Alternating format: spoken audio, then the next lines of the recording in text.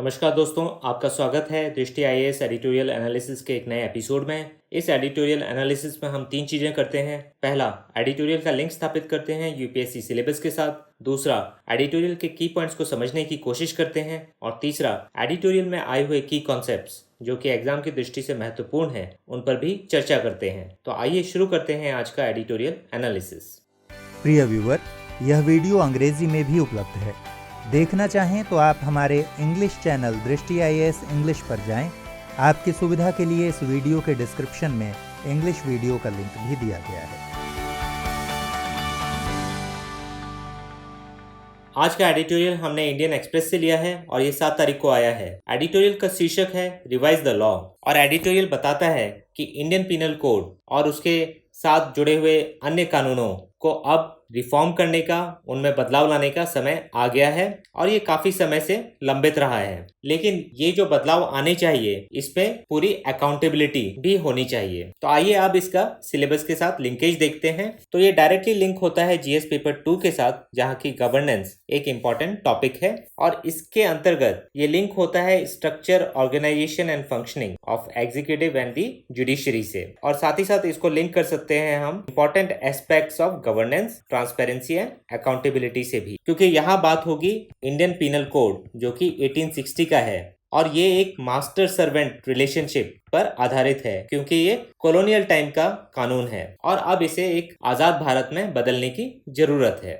इसमें कई सारे परिवर्तन आए हैं, लेकिन वो परिवर्तन एक सुनियोजित ढंग से नहीं किए गए हैं और इसीलिए अब होम मिनिस्ट्री ने एक कमेटी बैठाई है। तो आइए इस बैकग्राउंड के बाद देखते हैं एडिटोरियल के की पॉइंट्स। तो एडिटोरियल में बताया गया है कि जो क्रिमिनल लॉज हैं उनको संशोधित करने के लिए जो मिनिस्ट्री ऑफ होम अफेयर्स है उसके द्वारा एक 5 मेंबर एक्सपर्ट कमेटी का गठन किया गया है, जो कि एक सराहनीय पहल है और जो कि काफी लंबे समय से अपेक्षित था, क्योंकि यहाँ बात हो रही है इंडियन पीनल कोड जो कि 1860 का है और हालांकि इसमें करीब करीब 75 से ज्यादा बार बदलाव किए गए हैं, यानी कि अमेंडमेंट्स किए गए हैं, लेकिन ये अमेंडमेंट एक पीस मील तरीके से किए गए हैं, यानी कि एक रिएक्टिव तरीके से कि कोई दिक्कत आई तो उसमें एक बदलाव कर दिया गया।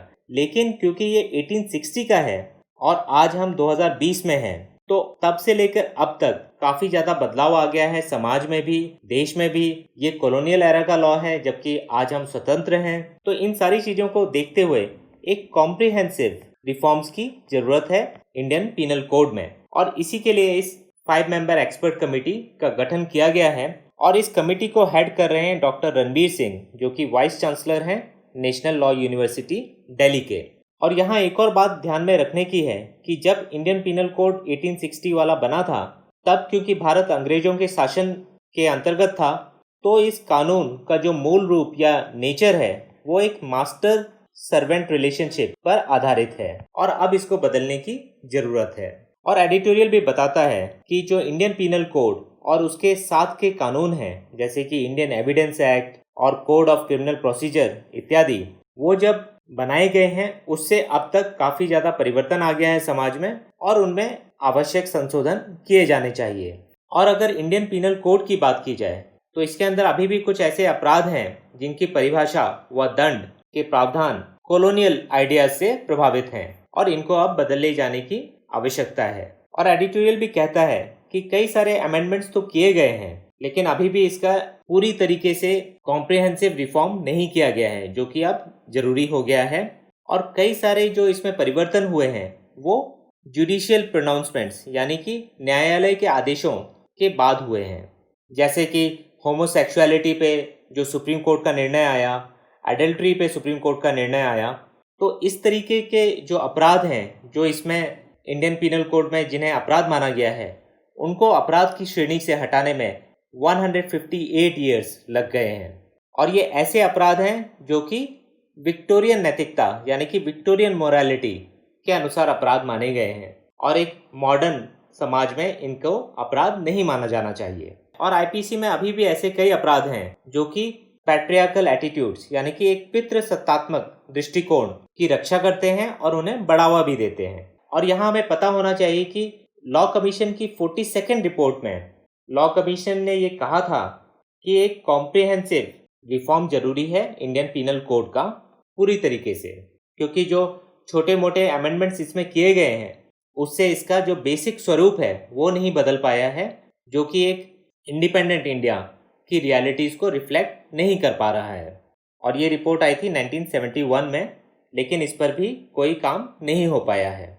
आगे एडिटोरियल में बताया गया है कि राजद्रोह कानून यानी कि जो सेडिशन लॉ है, जिसमें आजीवन कारावास जैसे दंड का प्रावधान है, वो भी कॉलोनियल लॉ का एक बहुत ही चमकता हुआ उदाहरण है और जिसका उपयोग या कहा जाए दुरुपयोग राज्य के द्वारा अपने नागरिकों के विरुद्ध किया जाता है और इसको भी संशोधित करने की आवश्यकता है। और यहाँ हमें पता होना चाहिए कि गांधी जी ने 1922 में जब उन पे ये आरोप लगाया गया सेडिशन का, तो उन्होंने सेडिशन के कानून जो कि 124A सेक्शन 124A के अंतर्गत आता है आईपीसी के, इसको उन्होंने एक राजकुमार की संज्ञा दी कि ये एक राजकुमार की तरीके से है।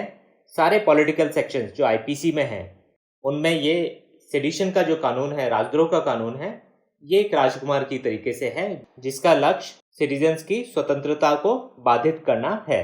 तो ये भी आप कभी भी सेडिशन का कोई आंसर लिखते हैं तो वहाँ इसको प्रयोग कर सकते हैं। और एडिटोरियल आगे ये भी कहता है कि अब नए तरीके के अपराध होने लगे हैं जो कि टेक्नोलॉजी और सेक्सुअल नेचर के अपराध ज़्यादा हैं और इनको टैकल करने के लिए आईपीसी में संशोधन की आवश्यकता है। लेकिन सरकार को इस बात पर भी ध्यान देना चाहिए कि ऐसा ना हो कि जो भी संशोधन किए जाएं वो अत्यधिक शासन और अति अपराधीकरण की तरफ कानून को लेकर जाएं, क्योंकि वो अपने आप में काउंटर प्रोडक्टिव हो जाएगा। उससे लाभ होने की जगह हानि होने की संभावना ज़्यादा है। तो एक बैलेंस बनाने की ज़रूरत है कि कानून होने चाहिए, लेकिन कानून वैसे होने चाहिए जो कि नागरिकों को सही रास्ता दिखाएं और अगर वो गलत रास्ते पे जाते हैं तो उन्हें दंडित करें, लेकिन ओवर क्रिमिनलाइजेशन की टेंडेंसी से बचना चाहिए। और एडिटोरियल कहता है कि सुरक्षा की जो मांग उठती है उससे निपटने के लिए सरकार ज़्यादातर जो शॉर्टकट लेती है वो होते हैं कि सख्त कानून बना दिए जाएं और सख्त दंड निर्धारित कर दिए जाएं, लेकिन उससे इतना फ़ायदा नहीं होता जितना कि कानून अगर सही बने और सही चीज़ के लिए बने तो उसका पालन जनता स्वेच्छा से करेगी। और इसी का एक एग्जाम्पल दिया हुआ है डेथ पेनल्टी का, जिस पर फिर से अब चर्चा हो रही है कि इसको स्टैट्यूट बुक्स में रखा जाना चाहिए या इसे बाहर कर देना चाहिए। और अभी तक न्यायपालिका के ऊपर ही सरकार ने इसको डाला हुआ है। और यहाँ आपको पता होना चाहिए कि न्यायपालिका ने डेथ पेनल्टी से डील करने के लिए रेयरेस्ट ऑफ रेयर डॉक्ट्रिन दी हुई है, जिसका मतलब है कि डेथ पेनल्टी सिर्फ बहुत ही कम केसेस में दी जाएगी जहां इसकी उपयोगिता होगी वहीं। तो ये डॉक्ट्रिन भी काफ़ी इम्पोर्टेंट है और एग्ज़ाम की दृष्टि से आपको पता होनी चाहिए। और कई सारे देशों के द्वारा डेथ पेनल्टी को अब हटा लिया गया है और भारत में भी ये बहस का मुद्दा है कि क्या डेथ पेनल्टी को हटा देना चाहिए। अभी तक की राय जो इस पर बनी है वो ऐसी है कि इसको सिर्फ कुछ बहुत ही जो घिनौने अपराध हैं उनके लिए ही सीमित किया जाए। और आगे एडिटोरियल कहता है कि 21वीं सदी की लोकतांत्रिक मांगों को पूरा करने के लिए आपराधिक कानून में परिवर्तन करना अब काफ़ी जरूरी हो गया है। और आगे एडिटोरियल में बताया गया है कि ये जो कमेटी बनाई गई है मिनिस्ट्री ऑफ होम अफेयर्स के द्वारा 5 मेंबर एक्सपर्ट कमेटी, अब इसके ऊपर ये जिम्मेदारी है कि जो क्रिमिनल जस्टिस सिस्टम है भारत का उसमें ये सुधार लेकर आए। और यहाँ आपको पता होना चाहिए कि 2003 में मलिमत कमेटी ने भी कुछ रिकमेंडेशंस दी थी। इस कमेटी का नाम भी आपको एग्जाम की दृष्टि से पता होना चाहिए। और इस कमेटी ने भी आईपीसी और सीआरपीसी दोनों के लिए कुछ बदलाव रिकमेंड किए थे, जिनको पूरी तरीके से लागू नहीं किया गया है अभी तक। तो ये कमेटी भी आपको पता होनी चाहिए, मलिमत कमेटी 2003 की। और आगे एडिटोरियल कहता है कि पीड़ित व्यक्ति जो कि विक्टिम है अक्सर न्याय प्रक्रिया के हाशिए पर होता है और अभियुक्त भी संस्थागत देरी का बोझ झेलता है और दोनों ही अपने आप में गलत है, जहाँ की पीड़ित को और अभियुक्त दोनों को ही न्याय एक टाइम बाउंड मैनर में मिलना चाहिए। और अंत में एडिटोरियल कहता है कि कमेटी को ये चाहिए कि वो नागरिक के अधिकारों यानी कि जो सिटीजन राइट्स हैं और जो राज्य का कर्तव्य है उसके बीच एक संतुलित रास्ता चुने आईपीसी और अन्य कानूनों में सुधार करने का। तो ये थे एडिटोरियल के की पॉइंट्स में। अब आइए देखते हैं कुछ की कॉन्सेप्ट्स। तो सबसे पहले देखते हैं इंडियन पिनल कोड।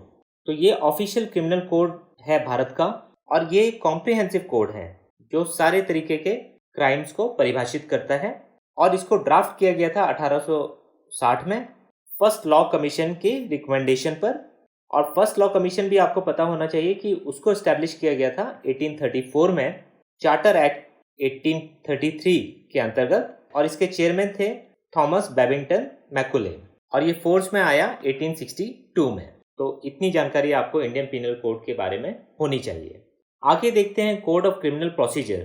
तो इसे सीआरपीसी भी कहा जाता है और ये एक मुख्य लेजिस्लेशन है जो कि प्रोसीजर बताता है कि कैसे क्रिमिनल एक्ट अगर हो जाएगी तो उसके बाद का जो प्रोसेस होता है उसको ये code of criminal procedure define करता है।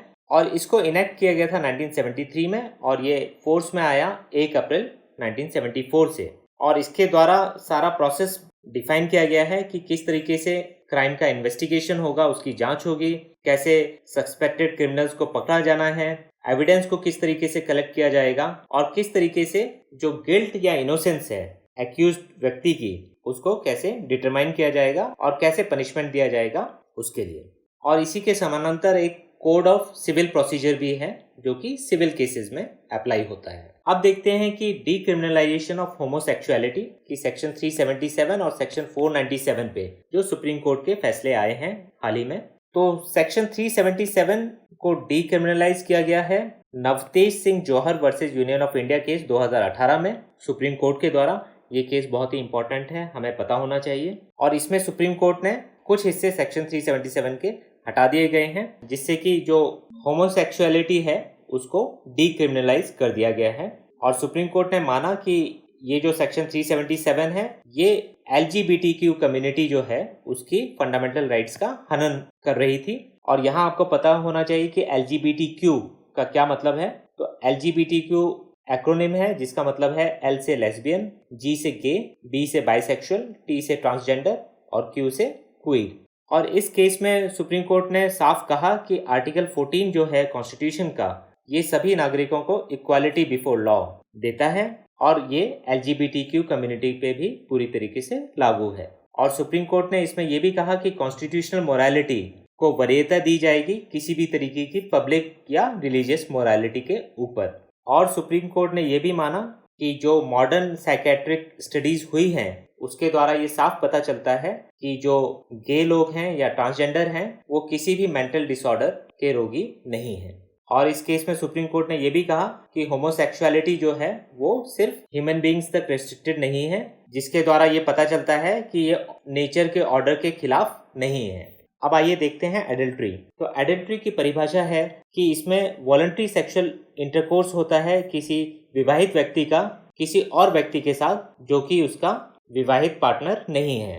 और सुप्रीम कोर्ट ने इसको भी अनकॉन्स्टिट्यूशनल माना सेक्शन 497 को, जिसके द्वारा एडल्ट्री को क्रिमिनलाइज किया गया था। और सुप्रीम कोर्ट ने यहाँ कहा कि ये वायलेटिव है आर्टिकल 21 और आर्टिकल 14 जो कि फंडामेंटल राइट्स हैं और सभी को प्राप्त हैं। और सुप्रीम कोर्ट ने इसमें माना कि जो मैरिड कपल्स हैं वो कैसे एडल्ट्री से डील करते हैं ये उनका प्राइवेट पर्सनल मैटर है। और किसी भी तरीके से ये मानना कि मेल्स को वरीयता दी जाएगी फीमेल्स के ऊपर ये सरासर गलत है। तो इस तरीके से सुप्रीम कोर्ट ने इस केस में सेक्शन 497 को अनकॉन्स्टिट्यूशनल माना है और अब ये स्टैट्यूट बुक से हटा दिया गया है। तो आइए अब देखते हैं कि किस प्रकार के प्रश्न पूछे जा सकते हैं आपसे प्रीलिम्स और मेंस में। तो प्रीलिम्स में आपसे पूछा जा सकता है एक्सपर्ट कमेटी के बारे में कि कौन इसको हेड कर रहे हैं, तो ये आपको पता होना चाहिए। और किस मिनिस्ट्री के अंतर्गत ये कमेटी बैठाई गई है, तो मिनिस्ट्री ऑफ होम अफेयर्स ने बैठाई है। इंडियन पिनल कोड के ऊपर सवाल पूछा जा सकता है, इसकी हिस्ट्री के बारे में कि कब ये बना था वगैरह वगैरह। और सेक्शंस ऑफ आईपीसी जो कि न्यूज़ में हैं उन पे भी सवाल पूछा जा सकता है। और इम्पॉर्टेंट कोर्ट केसेस जैसे कि जो सिडिशन पे है, एडल्ट्री पे है, होमोसेक्सुअलिटी पे है, इन सब पे प्रश्न आपसे पूछा जा सकता है प्रीलिम्स में। अगर मेंस की बात की जाए तो रिफॉर्म्स जो जरूरी हैं आईपीसी में और क्यों जरूरी हैं, इस पर आपसे प्रश्न पूछा जा सकता है। एक और प्रश्न पूछा जा सकता है कि भारत में अभी तक जो कॉलोनियल एरा के कानून हैं इनको क्यों माना जा रहा है, इनको क्यों नहीं रिफॉर्म किया गया है, इसकी क्या वजह है। तो इसके भी प्रोज एंड कॉन्स आपको पता होने चाहिए।